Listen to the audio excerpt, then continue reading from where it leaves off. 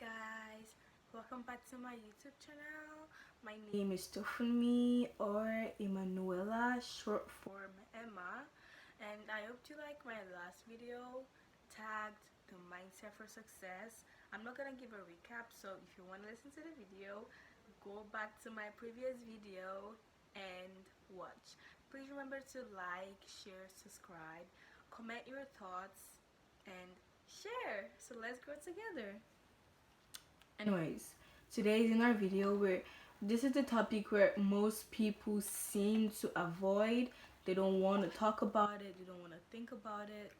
They try as much as possible to avoid. Yeah, everyone avoids failure. So today we're gonna talk about failure. Failure. So we're talking about failure. So the basic meaning of failure is the lack of success. So basically, if I had a class project and it's over 100, and then what I see as successful is 90 upwards and I have 68, then to me I failed because I wasn't successful. Yeah, that is an example. So yeah, as I said, most people want to avoid failure. So I'm gonna be talking about how you can avoid failure. First of all, get your butt up, be smart, and work hard. Yeah. Yes, failure can be avoided. To avoid failure, we have to take responsibility of failure and of unexpected events into account. You need to know what to do when something goes wrong, and if you prepare in a vacuum, yeah, if you prepare in a vacuum, you can only succeed in a vacuum. So basically, you have to be open-minded for anything, like your environment, things that surround you, and anything can happen at any time, both good or bad. So you have to be open. And if you want to overcome failure, you have to accept failure. You have to admit to doing it. And if you can't admit to failing, how will you admit to winning? Think about that. Like, even if you don't win, you're just lying to yourself. So always admit to it. And when you accept it, the only way you can accept is not trying. And if you don't even try, you're failing. So yes, trying is the word for it. Besides failing, failing is a sign of trying to improve. So if you don't fail, that means you're not even trying. And when you fail, that is evidence you're trying to improve yourself, to be successful, or to like whatever you're failing on doing. Anyways, how to challenge failure. You embrace your emotions. If you're angry, you embrace your anger. I'm not asking you to go break something on someone's head. No, don't do that. So basically, you embrace your anger, you breathe in, breathe out. Think about what got you annoyed, why you failed, reasons to avoid it, and reasons to avoid being angry to that extent. No, anger is an emotion, and you trust me, I get angry a lot, like a lot. But I embrace it and I get over it. You embrace your emotions, you avoid unhealthy attempts to reduce pain. Do not smoke and say, oh my god, that's my way of finding peace. Do not vape and say, yeah, it makes me forget about my sorrows. No, do not drink. Do not sober stacks. No, it's a sin. Haram. Anyways, you create a personal strategy of responding to failure. Basically, if I fail on something, my strategy of getting over it is going back to it, you reworking it, and analyzing my situation. And you acknowledge and accept failure for the greater good. Like I said, you accept failure, embrace it. And then if you feel you're like trying on and on and on and you keep failing, take a break. Maybe there is something you're doing wrong, so just take a break. You take responsibility and accountability. Like I said, my personal strategy after I fail in doing something, I chill, I analyze my situation. So you take it into account. Something does not just happen and you're like, yeah, I feel that's it. You have to think. I'm not asking you to overthink, but think about it. You know, you have to meditate on it.